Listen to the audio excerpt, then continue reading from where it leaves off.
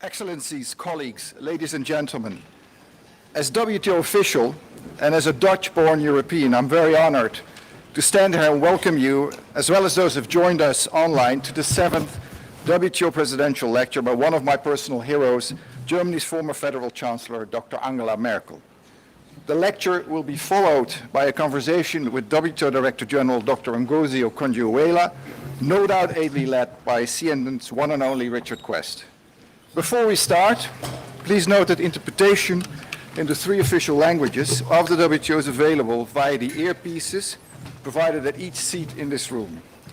And before inviting my Director General to introduce our guest of honor, please be informed that despite her very tight schedule, Dr. Merkel will be available for a short period to sign her book, Vrijheid, Freedom in English, immediately after this lecture. Consider it an exceptional opportunity and an extremely kind gesture, because she's only doing this because we asked. The book signing will take place in the lobby outside of this building on a first-come, first-served basis, and importantly, only for those who actually have the book. Let me now invite the Director General to the lectern. Dr. Ngozi, please.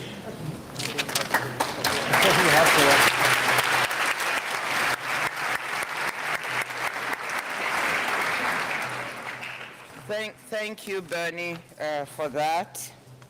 And good morning, everyone. This is a very, very exciting morning, exciting day for us as we welcome the one and only former Chancellor of the Federal Republic of Germany, Angela Merkel. Your Excellency, Dr. Angela Merkel, former Chancellor of the Federal Republic of Germany, Excellency Dr. Catherine Astache, Director General for International Order, United Nations and Arms Control at the Federal Foreign Office, Excellency Nicola Gilhoff, Ambassador, Deputy Perm Rep of Germany to the United Nations Office in Geneva and Chargé d'Affaires ad interim, Excellency Carmen Heidegger, Ambassador of Germany to the WTO. I want to recognize the presence of my colleagues, heads of international organizations. I can't see them all, but I see Dr. Tedros here. I see Pamela is here. And I want to also recognize Klaus Schwab and Hilde Schwab, who are also here. Thank you all for coming. Excellencies, distinguished guests, ladies and gentlemen. Welcome to this very special WTO presidential lecture occurring in conjunction with International Women's Day. And let me wish you a happy International Women's Day. I want to recognize the chair of our General Council, the Ambassador, His Excellency Ambassador of Saudi Arabia, who is here with us, and if you permit, my Deputy Directors General, who are seated right there. Please stand up for a moment because you help us to run the organization.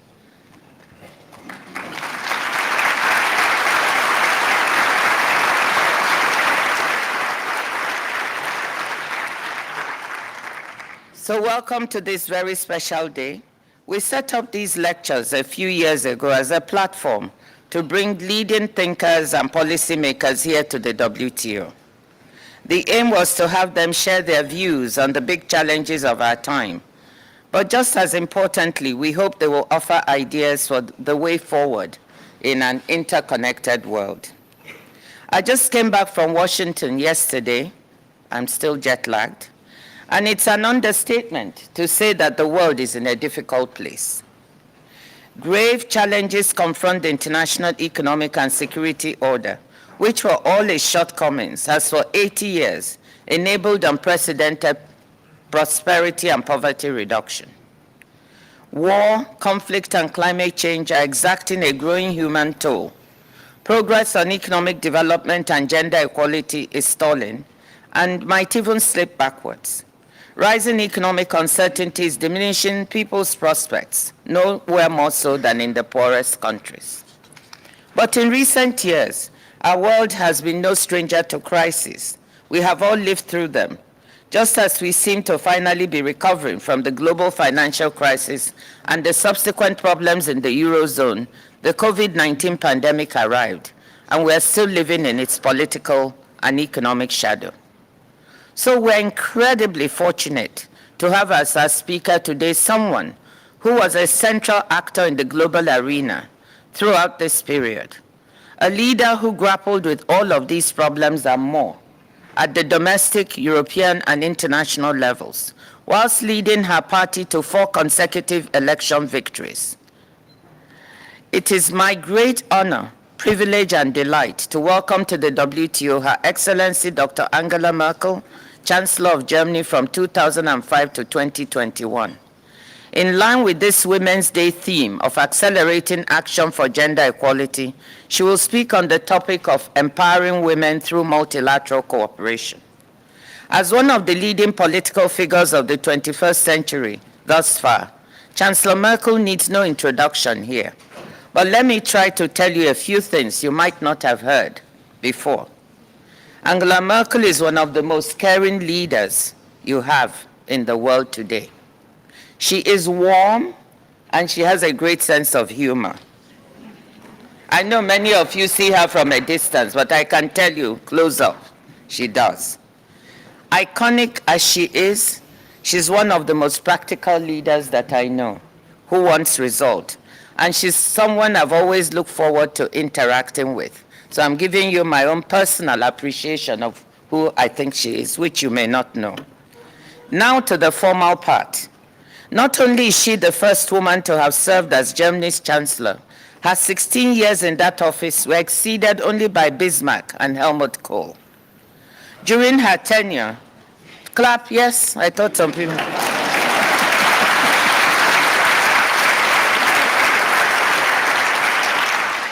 During her tenure in the Chancellery, she worked with 4 US presidents, 4 French presidents, 2 Chinese presidents, and 2 Indian prime ministers. Forbes designated her the world's most powerful woman no fewer than 14 times.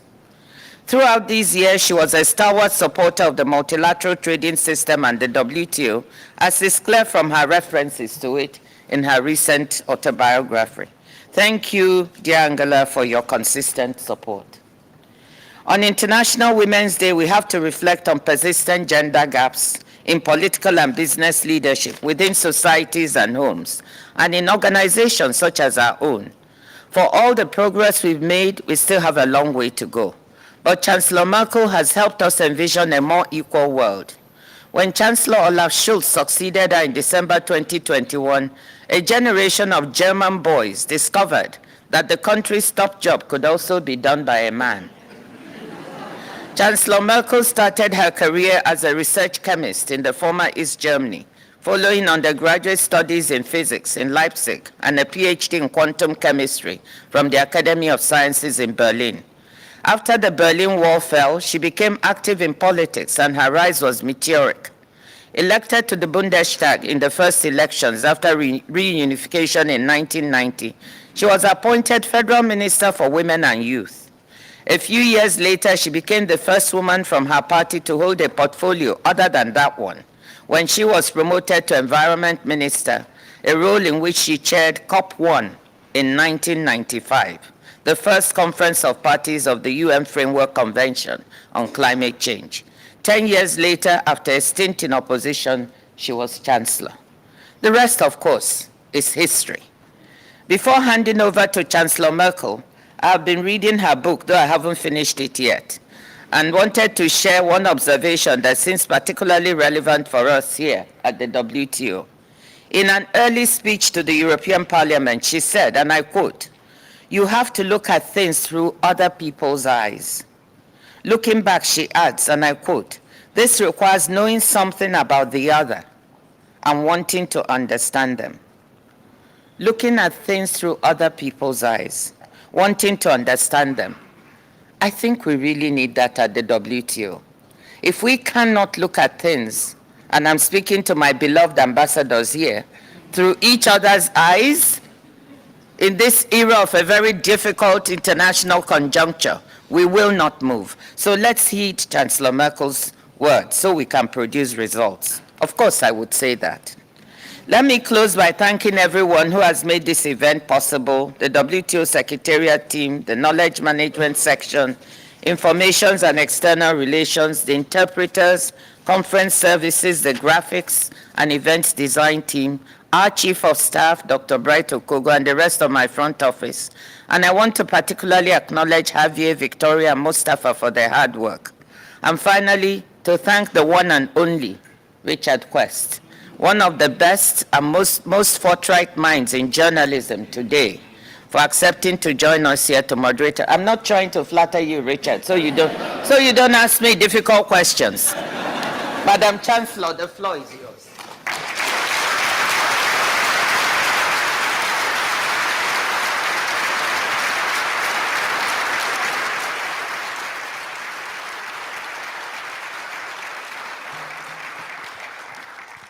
Yeah, good morning. I will speak in German, so you have to prepare yourself.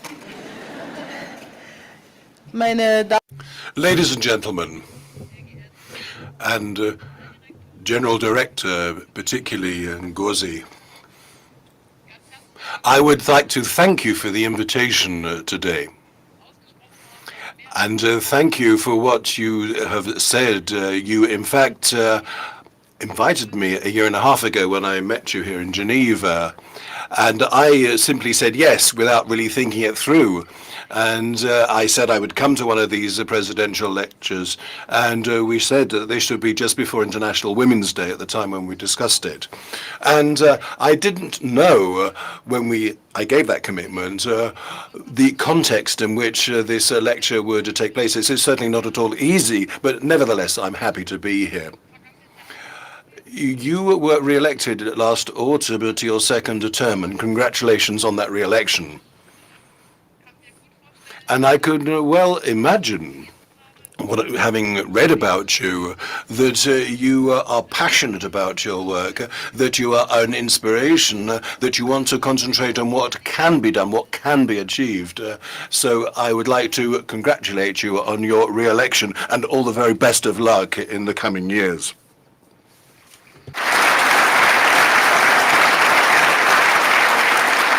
Wir sind eben It's similar as in the Chancellor's office in Berlin. You have a lot of photos on the wall where your predecessors are on that wall. And these in my office, those in fact were, a lot of them were pictures that had been painted. And I see that you're the first woman, and it's not up yet to your picture because you're still in office, but you are the first woman who has done this job. And not only is that important for women in Africa, I think this is an inspiration around the world for women. They can say it is worth giving a commitment, and I think your life has been committed to multilateralism. You're in the World Bank where you did that, and also in Nigeria, in your home country as well. You were in the finance minister, and you have been very committed to the lot of women, and I think you know exactly what is involved in doing this work. So we're looking to the 8th of March. And for the first, in 2011, it was the first time people got together and said they had to celebrate this day, because obviously women make up at least half of the world's population. But women do not participate, though, and the successes and the blessings of this world. And I think we have to do something about that. This idea came from the political left, but the United Nations then, in 1975, which was the International Year of Women, they then named the 8th of March the Day for the Rights of Women, and also the Day of World Peace. And what's interesting to note here is that if you take women and world peace together and mention them in the same breath, and I think that a lot of men were perhaps slightly envious here that world peace wasn't associated with men, but rather associated with women. Now, it was said, you could perhaps take it the way saying that women on their own aren't enough, but perhaps you have to add freedom to that, but you have to have peace to that as well. And I think looking at equality of women and the involvement of women, and I think we can see this in the 2030 agenda. And this was agreed in September 2015, and the idea is to meet these targets by 2030. And I think we can see that that's everything but guaranteed. But I don't think we should lose sight of those targets. And we have also got the 17th sustainable goal is equality of the genders, and we have to achieve that equality, and all men and women have to be able to make their own decisions. And I think this is a very important goal. Now,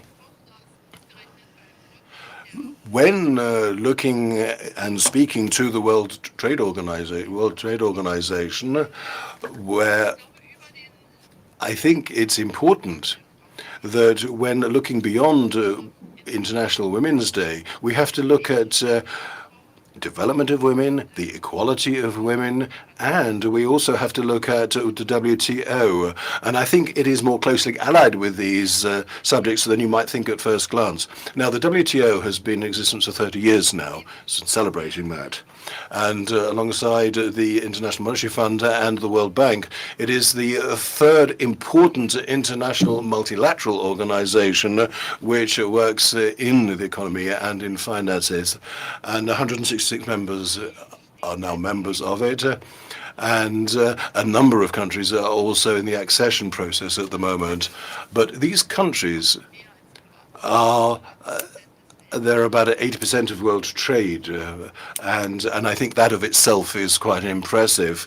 And despite certain challenges, though, we can say that most of the trade in the world is established via the WTO, and it is in fact represented through WTO. Now here what we're looking at a liberal system of trade which is free of discrimination, and it is important that the rules that govern that trade to be developed. I remember I was a minister in the 90s in Germany, and what are fair trading conditions? And as minister, I said, we're not just talking about tariffs, we're not just talking about customs duties, but we also have to look at the environment as well. People from the social policy background said we have to look at social matters at the same time as well. And what we found in the negotiations, particularly in the early 2000s with the Doha round, that it was in the area of agriculture where we looked at the social effects of this and also the impact on the environment, and that played a very important role. But nevertheless, though, we have never been able to fully complete that round. In many areas, we're still working on this, and I can well remember that one of the important events in 2008, 2009, when we had the world economic crisis. Now, I'm no longer in office, so perhaps now I could say something about that long-term trend. In 2008, I think this is perhaps underestimated in public comments on it. This brought a major disruption to the world because all of a sudden what we had thought was the market economy system in the West, which we thought was successful, had made such mistakes that it was only by the government stepping in that they were able to avoid worse. And I think this was really quite a serious thing. And I knew what a command economy was from my time in East Germany. But I was very much in favor of the social market economy along the lines of Erhard. But I had to recognize that in the institutions, in the banks, they had made such crass errors. And suddenly they were coming cap in hand. Und zwar nicht morgen, sondern heute. Jeder, der als Politiker gezögert hat, sozusagen. Everyone who was told that they weren't quick enough, and I think this was a major experience for me, quite a sobering experience for me. And it was very interesting then we had discussed this. We were looking at the G8 format of the industrialized countries, and then we needed another format which could grow from that, but we couldn't agree. And then with the crisis, it was easy to establish the G20. But there was something else that happened at the same time, and that was we had the emerging economies. We had and they got together in the BRICS format because they did not have trust in what the industrialized countries had done, and in what similar to that earlier trust that the developed countries had. So you had the G7, you had the BRICS, two different poles. But also we had the G20, which was a kind of umbrella over us. But you can see that it was very difficult indeed, and I try and say this in my book, those that were actually making the decisions, it was very difficult for them to seize some of their power. We saw that in the IDF, for example, with the quote. We saw that at the World Bank with the new redistribution. And even today, we still have this question whether the countries which founded this, that founded the United Nations, and some of those countries still have veto rights. China, for example, does. That it was interesting that China was given a veto right. Now, we really have to ask whether those veto powers are willing to accept majority decisions, or they only like international organizations if they can stop developments with their veto. And that's a question which has not had a final answer today. Now, after the Doha round failed, there was another development. And there were certain regional free trade agreements.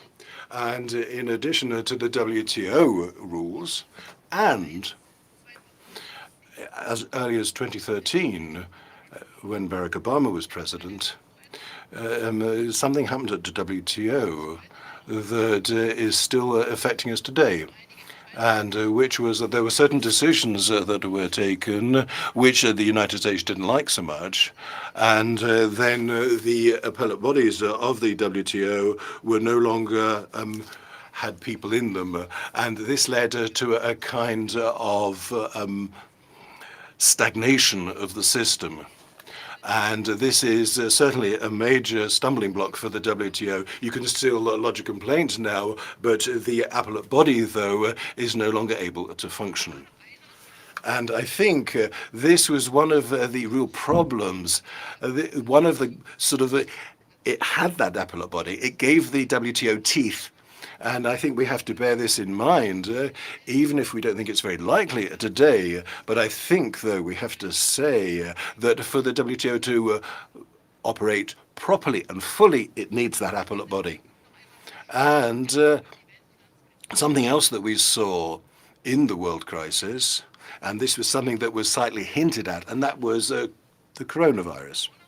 The pandemic that really meant that we realized that countries were reliant on themselves. I was a Chancellor at this time, and I have to admit here that I did have certain protectionist tendencies because we were looking at equipment and everything that we need.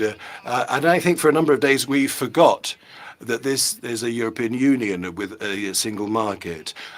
We only forgot it for a few days, but we did forget it. And I remember in Ursula von der Leyen came into office at the end of 2019, and she sat down with the member states, and we quickly realized that we had to act as Europeans, not nationally.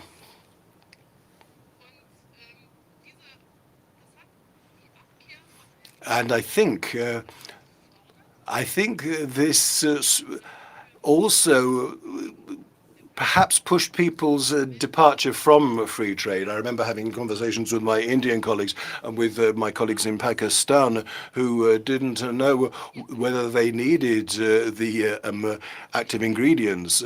But the question is, how do I get this? How do I get what I need? But I do know that ultimately we did work well together. And I do have some criticism against China, but I have to say in this that we would thank China for the help and support that they gave. Now, there are a number of books that have been produced by economists who have said that world trade is now reached an end.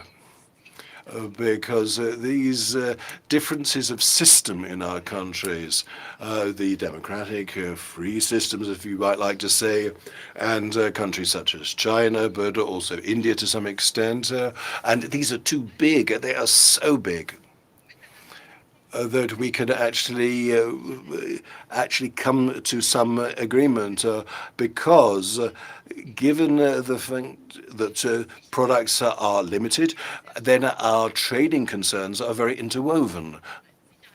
Now, as I see it, we're talking about certain security alliances, but then you want to have a multilateral trade, but you also want national security. And national security can be used as an argument at the WTO, but I think it is overused today. And this can mean that people when they say that they support multilateralism, it isn't a true support. It is relegated to second priority. Because I think what the WTO has achieved is clear. Its rules have meant that we've been able to have international trade. And it has meant that industrial countries have benefited from this, but as have emerging and developing countries. We can say that the world's wealth has grown. So if we just concentrate on security, then security of the world, the economy of the world will shrink.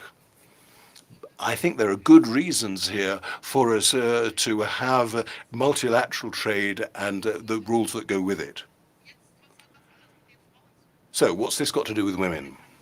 Now, this does pertain to women because women in most countries only have a part of access to the wealth of their own countries. And if we have comparable rules, this will mean that women would be able to learn from others and they would be able to be part of international trade. And in that way, they will be able to have better professional opportunities. If we look at diversification of supply chains, then a lot of these will develop in developing countries and they will go to emerging countries. And as we have these broader supply chains, then there will be an opportunity for women to be involved in this, because the more internationally active we are, statistics show that more women are taken on. And these women will then find out more and they will involvement in the economy. And therefore, I think it's very good that WTO deals with this and has been dealing with this quite considerably for several years. I know there's an informal working group on this because I believe it is important to produce this material, and anyone doesn't believe this, I think we have to show them that women can benefit from multilateralism, and I think this is a very important task. And the WTO, together with other international bodies, has taken this on, and I think this is good with working with the World Bank, with the IDF, with other organizations, and the OECD as well. But I think the data that has been collected show time and time again that women can participate in wealth through international trade. There has to be that international trade. So overall, I would say that multilateralism, and we didn't. I think that you took the words out of my mouth, Director, to some extent. But I think all we can do here is to look at the concerns of my others. I have to put myself in the shoes of others. And if I do that, And not only can I negotiate because I know what's important to them, and perhaps I can see where a compromise might be possible. So multilateralism means I have a better handle on the world. I understand the world better. I'm not just worrying about myself, but I'm not frightened by the concerns of others, because were that to happen, I think I would achieve nothing, because I would be sort of entrenching myself too much in my own position. We in the European Union, in Germany, and other members of the European Union, we're used to multilateralism. It's a kind of permanent. I mean, we sometimes suffer from very lengthy meetings, but we know, though, that multilateralism, and it's only by working in a group on a multilateral basis that you can achieve win-win. Everyone can benefit from this, rather than working alone. And that is the actual nub of the issue that we have. I say in my book, talking about when I was talking with Trump in his first term. Now, what struck me as the main problem at the time was that President Trump had been in real estate. And in that business, either I get the bit of land or my competitor gets it. Either one wins, one loses. So when we're talking about win-win, though, and I remember that it was something that he hadn't really experienced. It wasn't part of his baggage. And I think it's very difficult to convince the United States, with their huge economic power, whether they are willing to step into that win-win situation. But I feel, and this is my conviction, and now I'm no longer active in politics, but this is something that I've got two convictions, really, and I've tried to live by these for your work and the future work, and your work is certainly not easy at the moment. Now, my first conviction is this, that win-win situations are possible. And I think that is something that we support, those of us who support the WTO, and I think also it is wrong to be just reject this, and I don't think one should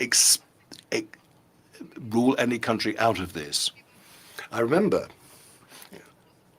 that I knew what President Trump think about climate change and about the Paris Accords, and I remember this.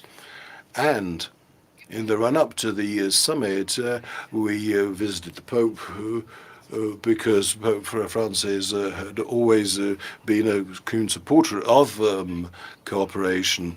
I said, what do we do if the positions are completely irreconcilable? And I put this in my book. And he said, bend, bend, bend, but stop bending before it breaks.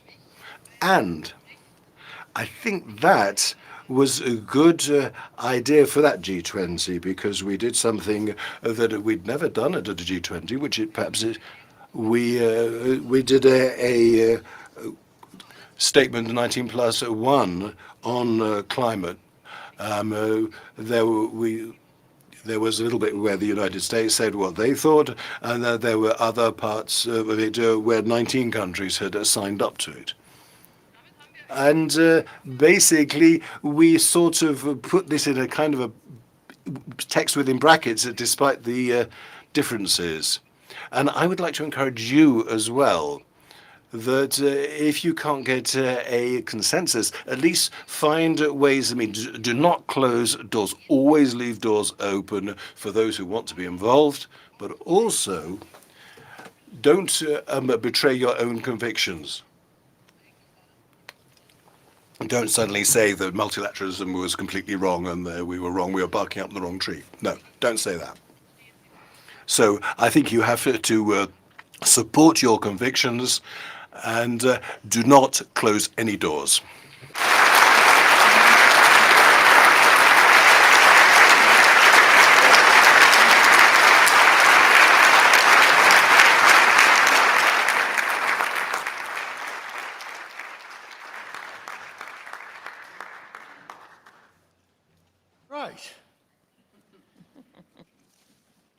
I guess that leaves it up to me now. Okay, I think we've got roughly 45 minutes or so. So the way I'm going to break it up is I'm going to start with some questions of a fairly easy nature, fairly straightforward, nothing unusual. And after we've done that, then we'll have some ambassadors' questions, which I think I've got here, and then a few more. And then we'll take some open questions for where we've no idea what you're going to ask, and it really is up to you where you want to go. I want to start, Madam Chancellor, listening to that fascinating discussion, and I'm going to start with Women's and Empowerment Day, because what many people here don't know is that I have 3 sisters, including a twin sister. It's our birthday tomorrow. I know. And all of them have reached, directorate CEO level, and in some cases with marriages that have broken down, single families. So I'm well aware, perhaps more than most, of the difficulties that women in the workplace certainly face. I ask, do you fear now, with this backlash of what they say is DEI and wokeism, that actually the clock's about to be put backwards, and that some of the gains are actually going to reverse for women in the next few years? Ja, ich hoffe, Well, I hope that is not the case. I hope that wherever possible, whenever possible, women, but also men open their mouths. It's very important to speak up. It's essential that women don't just have opportunities for women, but the society needs to understand that a richer, more diverse society is the case when men and women work together.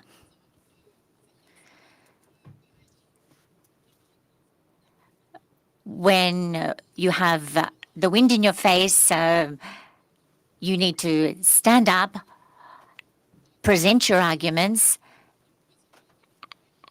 and the society needs to work with you to find solutions so that women can access power and can be equally represented. That is my firm belief. In power, and when you were in office, what did you think, or what was the difficulty you faced promoting the female agenda, if you will, or you talk in your book about being, you're describing yourself as a feminist in some ways, but promoting an agenda, but at the same time being part of that relatively small body of women who've reached that particular high level. And I think you'll be aware, in many cases, women who get to the top are not necessarily the best advocates for other women.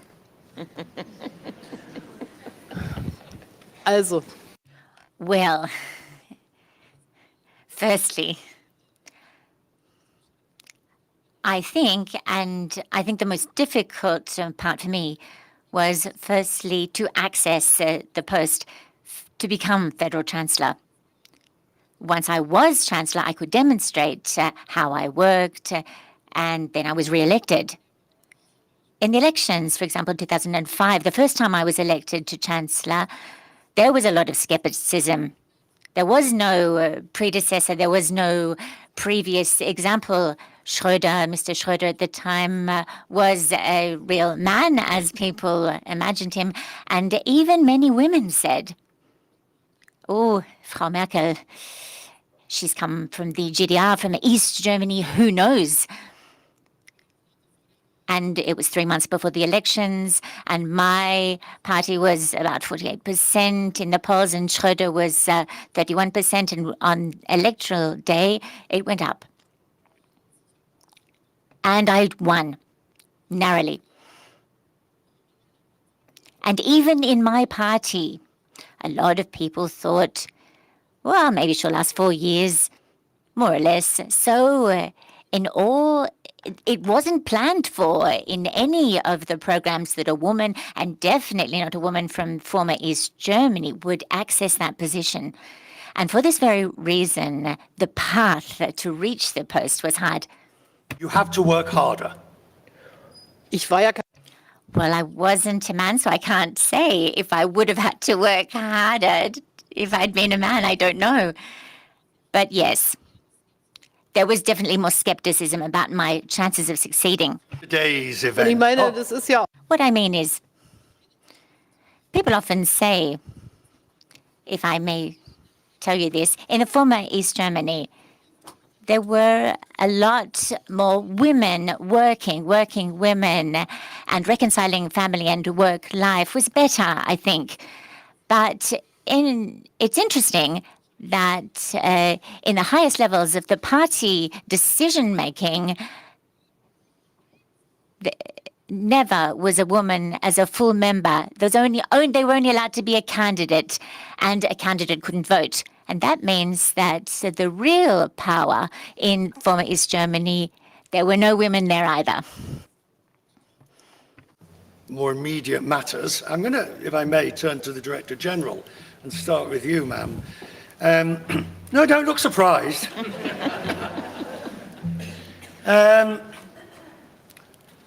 You know, when I was planning this, I said, I'll bet she doesn't want me to remind her of what she said to me in Davos when she said chill on the question of trade and tariffs. Chill. So I wasn't going to until I met her in her office. And then what did you say to me?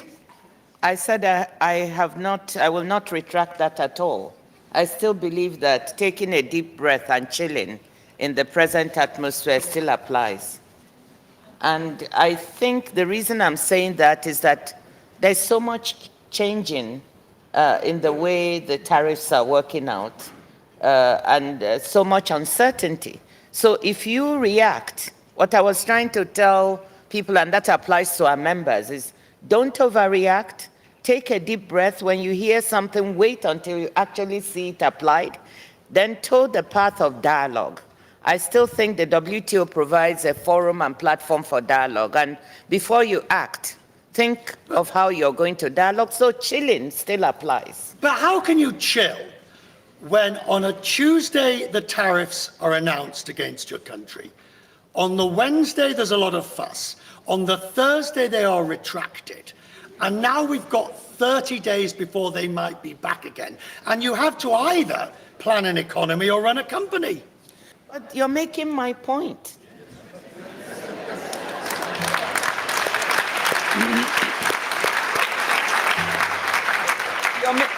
You're precisely making my point, because I think if on a Tuesday it's one thing, on a Wednesday is another, and then on a Thursday is wait, then you don't need to overreact. But when do you react? When the policy is actually implemented and sticks. We'll never know that until it happens, and arguably it could be too late. Well, it might be, but I still think that you're in a better position to say, let me wait, let me see if I can dialogue and try to see if we come to a mutually agreed position. And I think some of that has been happening. You've seen Mexico and Canada undertaking a dialogue with the United States, and that actually resulting in the pause, right? So you don't know where you'll go from that. So I still maintain, take a deep breath, dialogue. Chancellor, with your knowledge of having done, and I accept that you're not in office now, but you have perspective, deep perspective, having gone through it. Firstly, are you surprised at how different this second term from the president is compared to the first? Ich wollte erst noch mal Well, firstly, with regard to what the Director General said, I don't know. During my time in politics between 1990 and 2020-21, there's been a dramatic change in terms of social media, the rapidity in which everyone is called on to speak up, and the internet, what you said. Our first federal Chancellor, Konrad Adenauer, said, I'm not interested in the newspapers from yesterday. But that's not yet the case anymore in politics. And then there's diplomacy. And diplomacy has always been something that was not projected onto the open market. And if we are diplomats, it's a whole profession. If we want to keep this profession, then I think we need to be distinguished from a radio reporter. A journalist can always express their opinion and say it in the public when something happens, but the task of a politician and from an official is quite different, namely to attempt to influence that doesn't bring one into a confrontation or a conflict straight away in a manner that things can never be resolved, or it would take a very long time to then resolve. And that's what bothers me.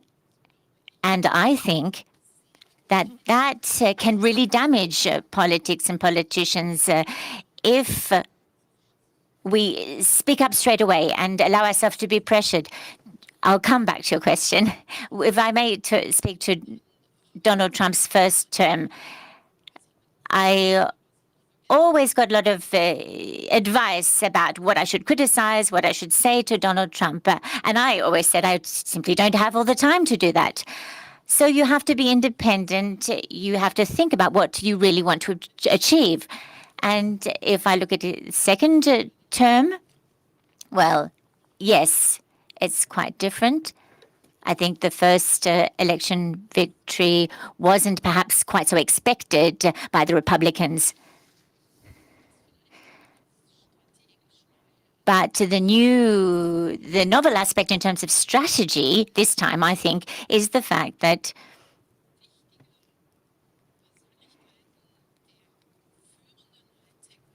the leading high-tech leaders, particularly from media, these figures are more important this time.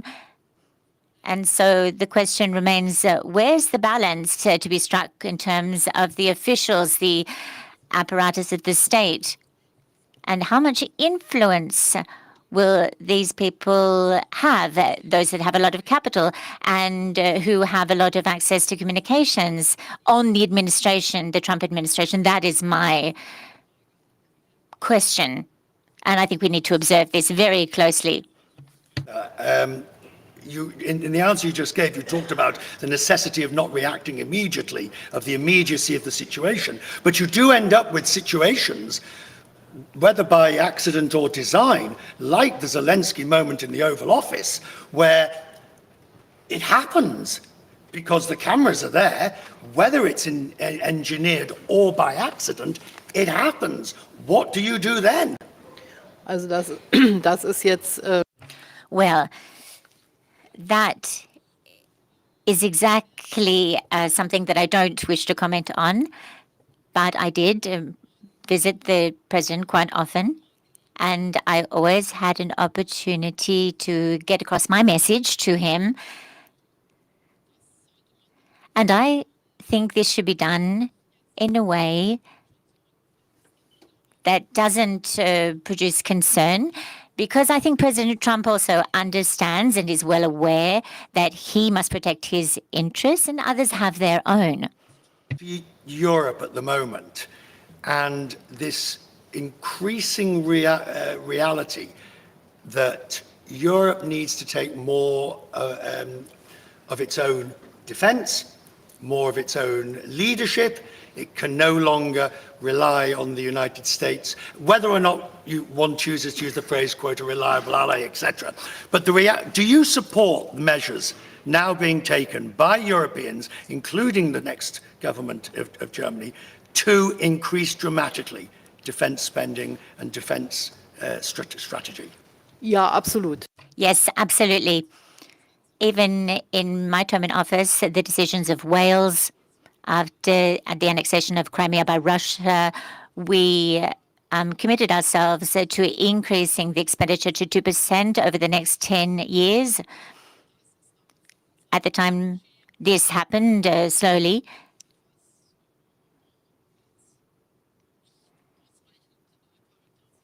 And if I may characterize something in my period in office as not being sufficient, then it was this.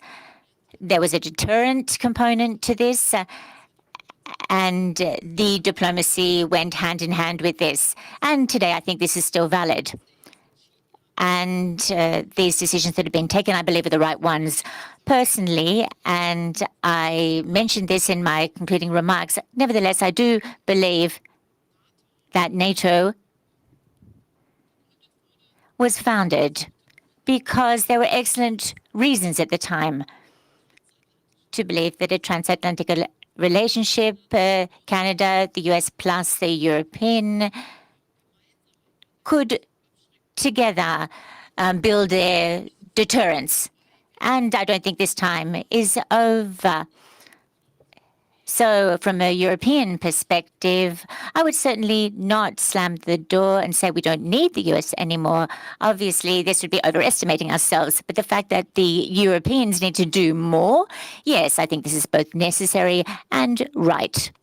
And in the future, I think what the future coalition has decided and what the European Council has decided, all these decisions are good. I think this is the right path to pave, and I am pleased to see that Great Britain, quite naturally, without being member of the European Union, also supports. This is a very important message. One more question and then we'll come back to trade.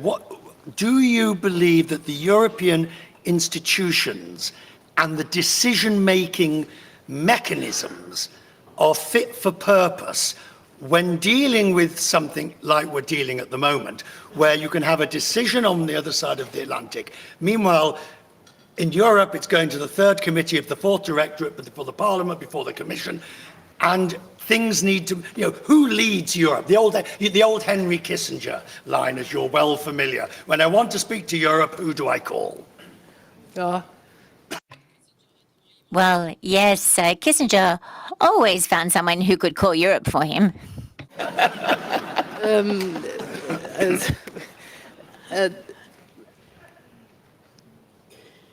Eine Demokratie hat A democracy is much more than just a president. Even President Trump spoke to Congress. There is parliaments and courts. That's all part of the essence of a democracy. The fact that in Europe things go a bit more slowly, that I don't contend, that's part of it. But the fact is, when Europe is faced with a huge challenge, it has always managed to decide the right thing, or things get complicated. And during the euro crisis and the financial crisis, yes, things were slow. Yes, it was slightly strange during the crisis. The European Bank, we were criticized, in fact, for being a bit slow in releasing the money. But the euro crisis, in essence, was a consequence of the world financial crisis. It would never have happened without the world crisis, because the financially weakest countries were criticized for not implementing proper policy. We always have shortcomings and weaknesses, but time and time again, we have done the right thing and taken the right decision. Take some questions from our guests here. Ambassador Benedetti from El Salvador, where are you? Oh, there you are. Push the button. Welcome on board. Thank you very much, and good morning to everyone. Chancellor Merkel, it's a great honor to have you amongst us today. My question relates to digitalization and trade. As we all know, the future of trade is digital. New technologies such as artificial intelligence are changing the way in which countries trade with each other. They are also creating new economic opportunities for women and youth. So in this sense, how can countries and traders effectively benefit from these opportunities? Thank you. I'm going to take your question and I'm going to add to it, if I may, Chancellor, because bearing in mind what you've just said about those participants in media, the very wealthy, those who are involved at the top, How can we ensure that trade is for everybody in digitization and not just for the oligarchs or the extremely wealthy and powerful? Ja, das ist jetzt Well, yes, that is a complicated question. I think first and foremost, it is essential that the WTO does not stop but continues to address the new technical opportunities. And even when we have results, there's such complicated technical issues, intellectual property, the establishing traceability in the media, to what extent is there responsibility for platforms? There's a huge controversy about this in the United States and the conviction that we have in the European Union, for example, on this. When it's about artificial intelligence, I think it's very good. We discussed this with the Director General. What does AI mean for intellectual property? What does it mean for traceability of trade? All of these issues, it's very important that they be discussed across the countries of the world in this House. And of course, it's important that the developing countries as well move forward in the digital transformation. When I say how slow digital transformation is in Germany, simply because there are African countries, for example, that are faster than us with their youth, and they jump through certain development phases, and there's a huge opportunity there just to move naturally through things. And I see this, for example, in the developed countries in Europe are not the avant-garde leading countries necessarily. So it depends. We, I think, have a great deal to learn and more to develop. Dear, yes, go ahead. Can I Of course. just add to what the Chancellor said, just to complement? I think that one of the ways to deal with this issue of trade and the big companies and the small, medium-sized enterprises that we are also worried about benefiting from trade equally, and Pamela Cook-Hamilton of the International Trade Center, who worries about this, is here. I think the issue is rules. So we need to have fair rules of the game if we are going to have digital trade, and we don't have them now. And one of the things we are doing here at the WTO is we have an agreement that is being negotiated on e-commerce to try and establish rules of the game, just as we had for goods trade. So if you have that, then big companies, small companies, women, everybody will have a more level playing field for digital trade. But what about this idea that, and you're familiar with the phrase, the US innovates, China duplicates, Europe regulates? This idea that, and the Draghi report, as you'll be well aware, the Draghi report basically says if Europe doesn't get its act together when it comes to innovation and new technologies, it's finished. gut, das habe ich ja mit. Yes, that's basically what I said, perhaps in not quite such stark terms. Now, if we look at digitalization and companies, we're perhaps not where we would like to be. I would recall with the great company from China, I can't quite remember the name, and this was an artificial intelligence company, and everyone was quite shocked by this. No, I think we would make it too dipsy. Yeah, well, I think perhaps we just simply say America innovates and China duplicates. I think you have to be careful about that, because our experience has been that China produces extremely good products and they can compete with other inventions and our own inventions. So the question is, not only is this destructive competition, because ultimately these different political systems collide, But I think we need a political discussion here. But this can't be resolved by the WTO. This has to happen at policy level. But certainly, though, competition is good for business. That is basically the lifeblood of the system. And here, it is important here that you see who is leading the world, and we need to have fair competition. After World War II, basically we established laws that small companies could become larger, and big ones wouldn't put too much pressure on the small ones. And it's going to be interesting to see what happens in the United States. As we see that the bigger companies that now have a lot of influence, what will happen with the smaller companies, and whether the system will actually contribute to wealth. But certainly the state does have a regulatory function. This one's for you, Director General. Ambassador Kazali from Malaysia. And then we'll take an impromptu question. But first of all, Ambassador, where are you? Well, there you are, push him up. Thank you for the floor. Thank you, Chancellor, for your inspiring speech. With the evolution of the global trading system, it's now well accepted that the WTO needs reform to ensure its continued relevance. Hence, how do you see the future of the global trading system and the place of the WTO in current uncertainties? And what do you think should be the priorities for the WTO reform? Thank you. I think that's one for you, DG. Being asked by one of my bosses. I strongly believe that the WTO has to reform.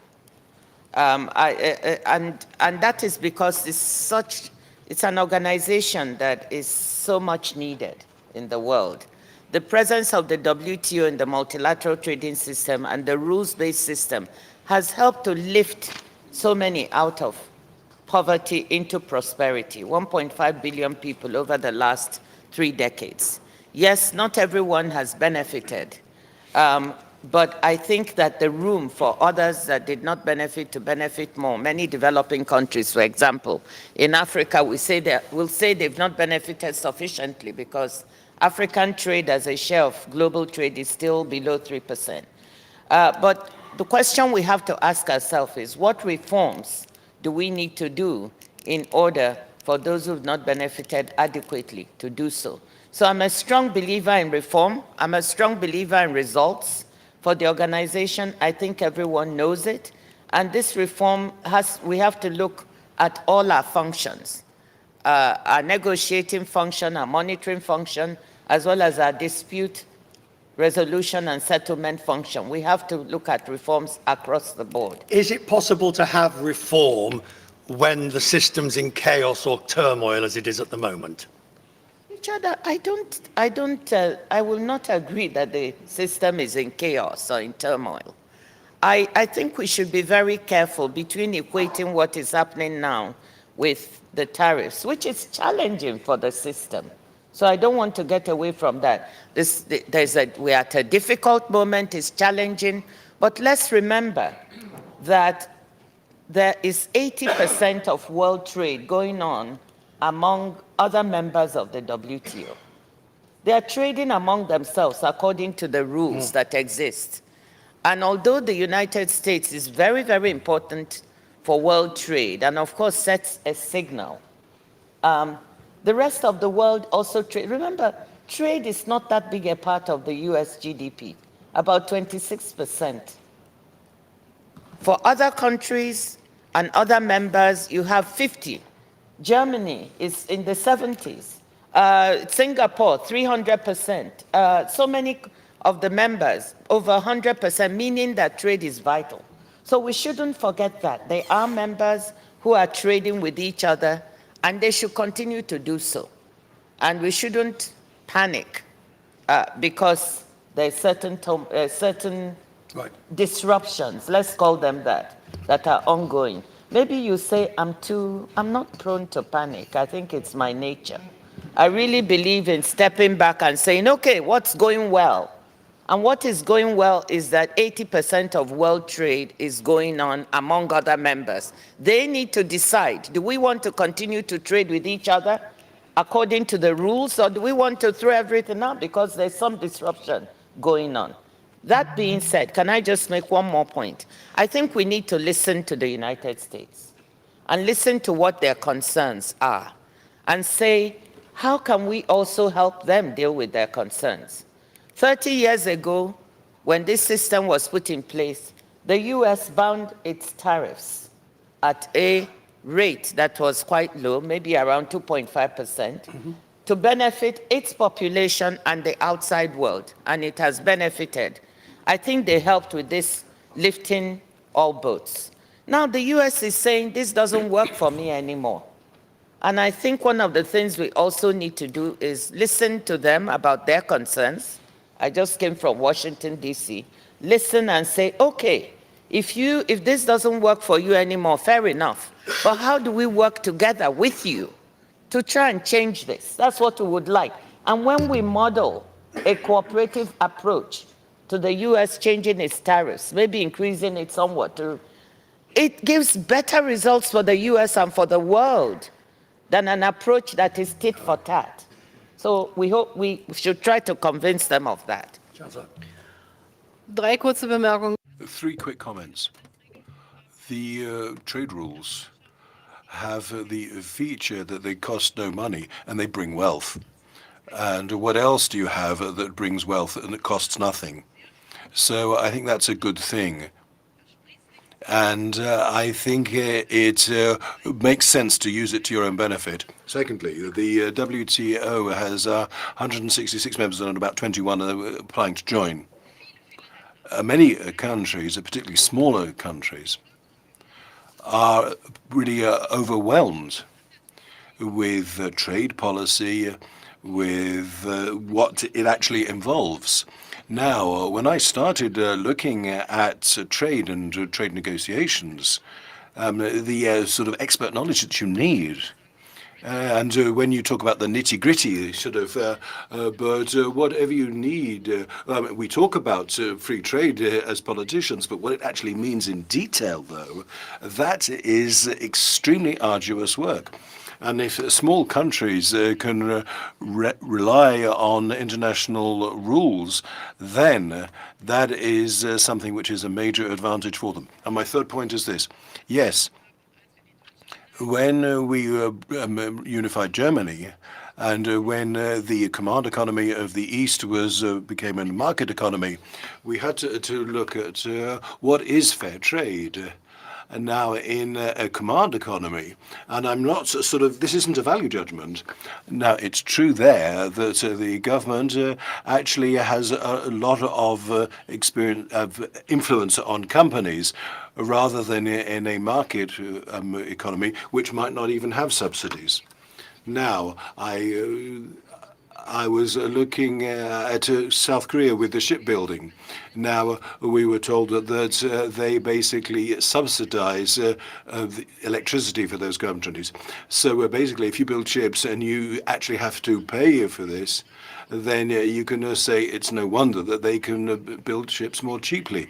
So basically, look at how China developed. Perhaps it didn't develop as we thought when it joined. Perhaps it's a bit weaker economically, and maybe they thought it would go more towards the liberal side. But they have now got their own system, and this also contains state support that doesn't exist in the United States or in the EU. So the question is, how do you react to that? The EU is at least trying. If you look at the e-vehicles from China, what they're looking at is looking at the reaction to these expected subsidies, and they do this in line with the WTO rules. But ultimately, this has to be discussed very openly by the WTO, and everyone then has to provide the information so as to get to fair trade. Put some pepper on this and take questions that we've no idea where they're going to come from. Yes, ma'am. You're at the back. Yes, you. Yes, you. Yes, don't look surprised. Thank you. Only one rule. Tell us who you are and no speeches. Thank you. I'm Fernanda Chima from Mexico. On the spirit of women in leadership and rules-based commitments, would you kindly share any comments on the achievement on honoring trade agreements, focusing on the relationship of respect and equality that President Claudia Sheinbaum achieved with President Trump? Come on, what are you really asking here? Actually, I would like to know the comments, their insights of how they feel about the position that Claudia Sheinbaum, coming from perhaps this lower or position of power with President Right. Trump. Well, nothing difficult there. Which one of you would like to take that first? Well, I think Chancellor Merkel should start, and I'll add. That's why you got your job. Yes, ma'am, Chancellor. Chancellor Merkel hat nun die schöne Sache. Well, I'm no longer active in policies, so perhaps I'm a wee bit freer in what I can say. Now, we can't really say here, and I can't certainly do this. I think you can say that everyone tries to represent the interest of their own country. And here the president, and it's very good that you have a woman president now in Mexico. I think everyone in such cases is trying to advocate for their own country, for the interest of their own country. And of course, that's quite normal. But I don't think I can really add much to this. I don't think, and we do hope that good solutions will be found. Well, let me just say, I actually spoke to communicated with the Mexicans 3, 4, maybe 4 weekends ago when the whole thing started. I think that the president has taken that deep breath that I spoke about and used a combination of measures to approach President Trump, and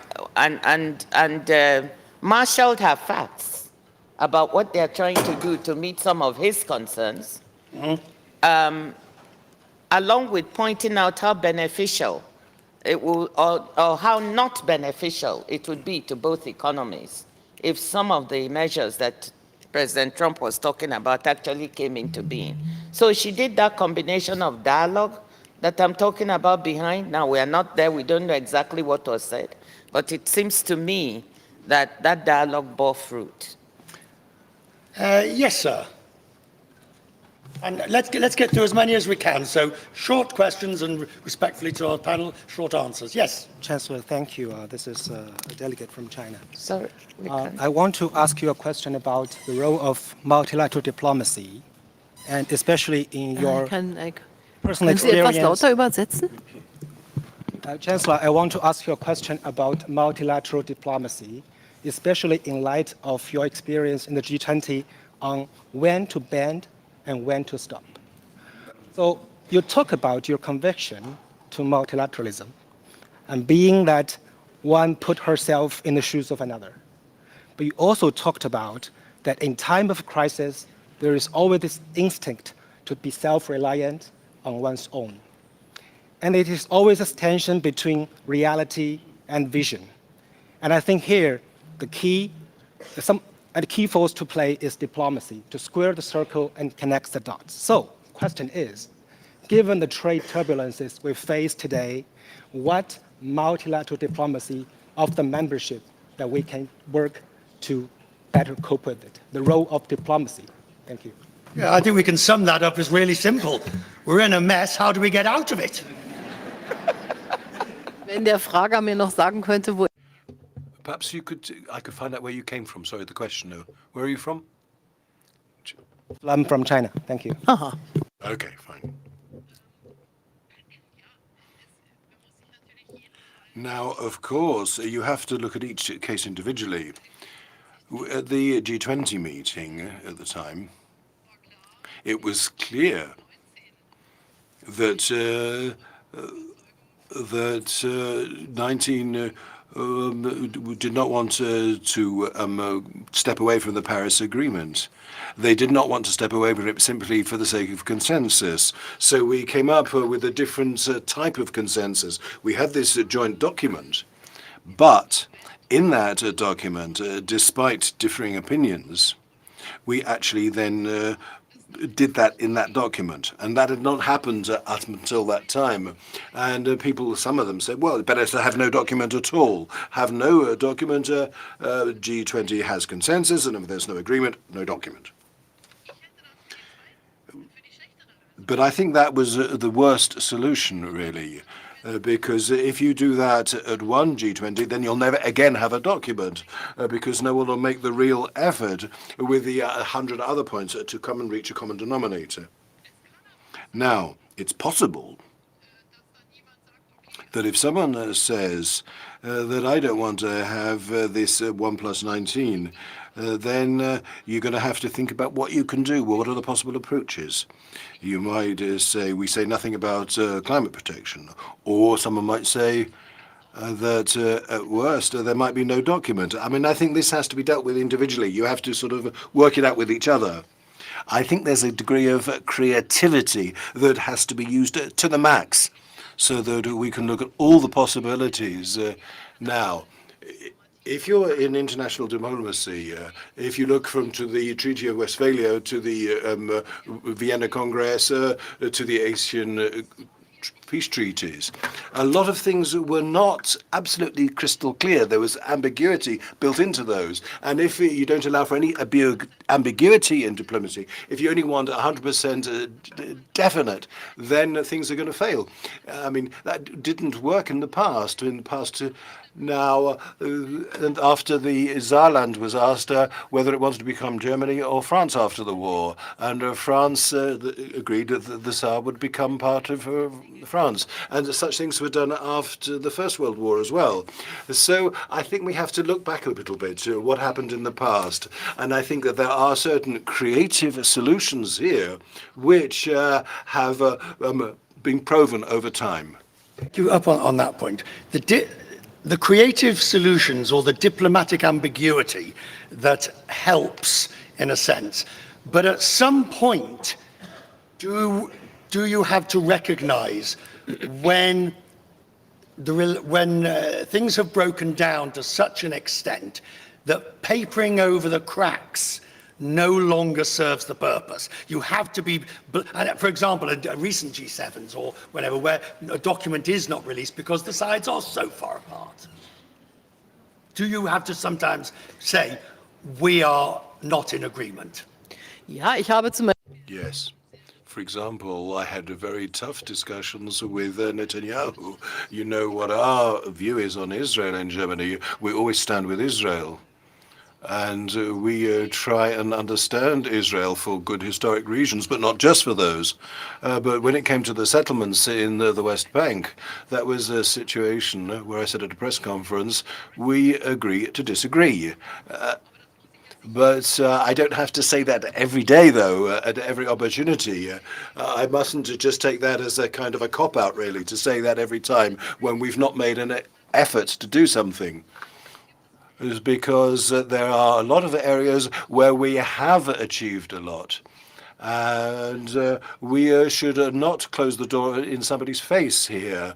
And because I think it'll become a self-fulfilling prophecy otherwise. So I think it is, if you've closed that door, it's difficult to reopen it. And if the door's closed on us, okay. We can say that we would consider it as open and that we'll come back again.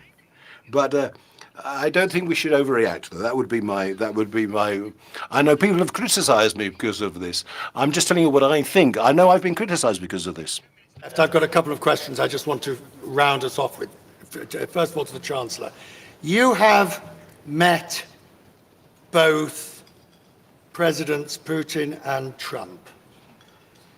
The perception is that the US president wants to move closer to Russia, arguably at the expense of the transatlantic alliance. Is that your understanding or your perspective? And if not, how would you judge the two? Auch hier werde ich mich. I don't want to say something about current events now, but perhaps I could have if I were still Chancellor. But what I can say is that what I see as important here, and I think what we have to sort of rally around, is Well, how can I put it? The situation is that we had the World War II, and that wasn't not for the first time, but this is where we had the Yugoslavia war. But since that war, we now have a war on Europe, and this is a war in Ukraine, which is affecting other European countries, and that could certainly affect them and impinge on them very greatly. Therefore, it's in our interest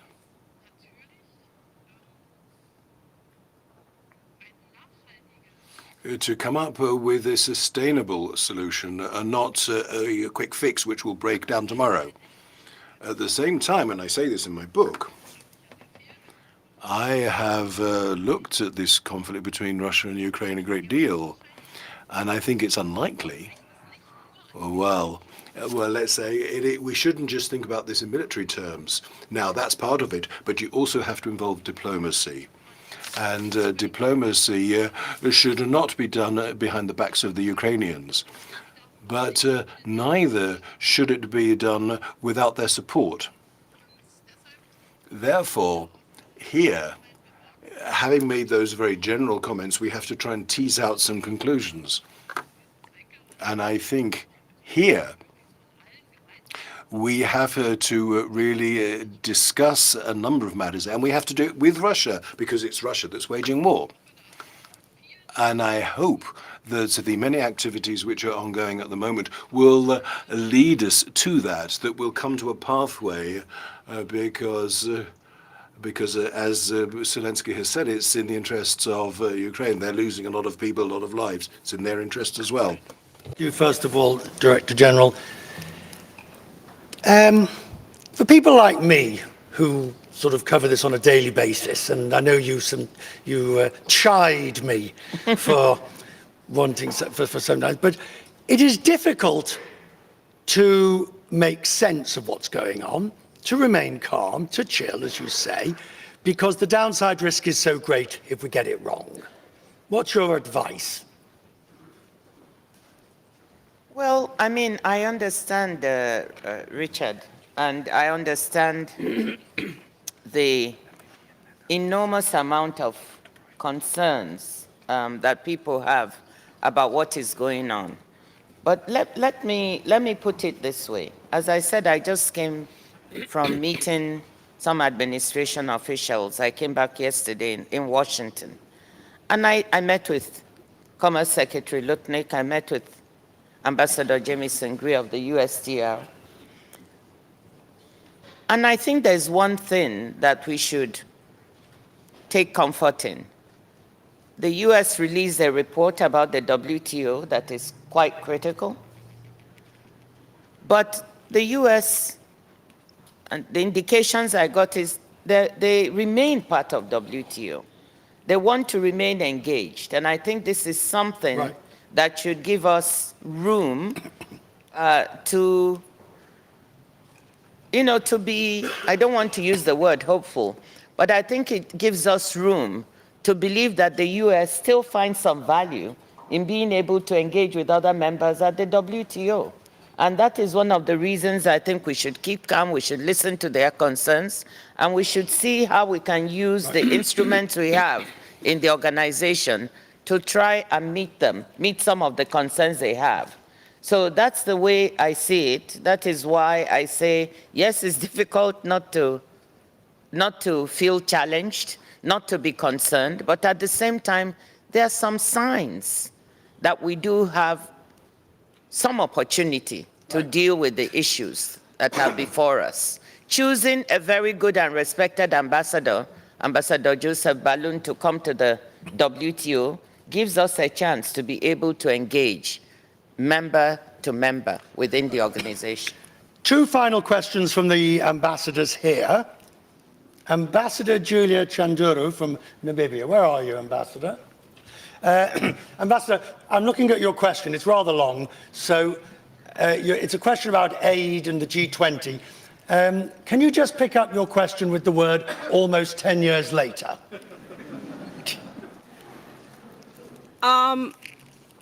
I would like to preface that, please, if I can. You must. Okay, thank you. Madam Chancellor, whilst in office, you started the 1+6 meetings with heads of international organizations, including the African Development Bank. You also helped launch the G20 Compact with Africa during your G20 presidency, aiming to support the economic and social transformation of African countries. It is now clear that the era of aid is over. How can Europe work with Africa to better accelerate the development of the continent? Thank you. Ich glaube nicht, dass die Zeit der I don't think the time of aid is over, but aid can take various forms. To be quite candid, when I was Chancellor, I was happy with the results of our aid because I think we spent money, and when I look at some African countries, I can see not all of them have mains electricity, that children don't always go to school. So, of course, we're not happy with that result. So we have to ask, would it not be better that aid became more sort of a business or economic aid? Kofi Annan spoke about private initiatives. And here, speaking for the Europeans, from my experience, I think here what we have to do is make sure that project questions, tendering, and how long this all takes, financial questions, I think we have to really think this through as Europeans. And indeed, in my book, African presidents said to me, if I want something quickly, I get it quickly from China. If I've got time, then I can have a look whether we can get the Europeans to build this bridge. And then if you don't come now after 10 years because the tendering has sort of ground to a halt, then we have to manage. And the president of Ghana once said to me, you taught us that we need to vote every 4 years. So this means that we have to complete a project within 4 years. But with all your rules, though, we don't manage that, though. We don't get through in 4 years. Because my people ask me what we've done in our term. And here, there are good reasons here that we should consider whether we are successful. And I think work is being done on this. I think the Global Gateway project, which is being run by the Commission, is a very interesting project. And I think we have to work on that. From the panel. Where are you, Archbishop? Where are you? Better be a good one. And by the way, it's the final one, it's a blessing. And thank you very much. Of course, I was very interested in listening, quoting the Pope. And I would like to go back to something also which the DG has previously mentioned. Oh dear. Often it is stated that international state trade has contributed very much, and indeed it has, to economic growth and poverty reduction. However, as the DG has just also a bit evoked, many countries and many people, including women, since it's about women we're talking about, may not always have benefited adequately from the trend. So, to put it simpler, what can be done, or what should be done in the 21st century to help spread the benefits of trade more widely? why do you think it's not been spread? Sorry, I just have to put it on. Sorry, Charles, because that goes. Why do you think it's not been spread widely? Because it's not just myself. There's a number of people who are saying that it has also been said earlier. And so this is the question is, how can we improve it? How can we spread it more widely? Ich glaube, der Output. I think output, if you look at it, if you look at how many decision-making positions are taken by women, I think we can see that women are not fully part of this success. I've got no comprehensive answer, but you have to have education for women and also trust of women in financial questions. All the microcredits and such things where things are given to women, be it in India, be it in Africa, be it with agriculture. And I think these are more successful here because these are often mothers of children and they have a real interest in the future of their children. And this means this means that women are more involved in getting this money, and this also interests fathers in the education of their children. It's a good combination. Chancellor, on the day that you left office, what's it like the day after? When you wake up and you're not the Chancellor, is there a feeling of, well, it's like waking up when you travel a lot and you wake up in a hotel room and you have to work out, where am I? Is it a feeling of, oh, thank goodness? Or do you get up and have to suddenly remember, oh no, I'm no longer Chancellor? Also ganz ehrlich, To be quite honest, I was very pleased that a new government had been formed.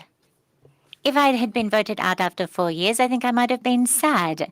And I might have had, yes, withdrawal symptoms maybe, but I was Chancellor for 16 years. I wasn't voted out. I freely chose to step down, and I was pleased the day after. And to be quite honest with you,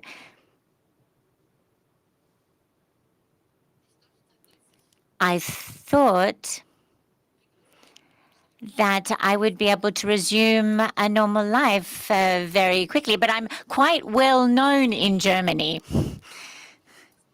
And so I had to recognize that, and then I was pleased. And I was able to write this book with my political advisor. It was a great deal of work. It was a colossal task, and there was a lot of processing involved going through the years. And for me, it was valuable to work through my childhood. I lived for 35 years in Eastern Germany, and after the German reunification, I went to the West, as we said, and I had no time to process and think about and analyze my time in East Germany. And I had the time to do this. It was a wonderful period, and I'm very satisfied with it. How many more years have you got? To live or to be? Or to be I think you should ask the Archbishop. He's closer to God. And on that question, I thank our panel. Thank you.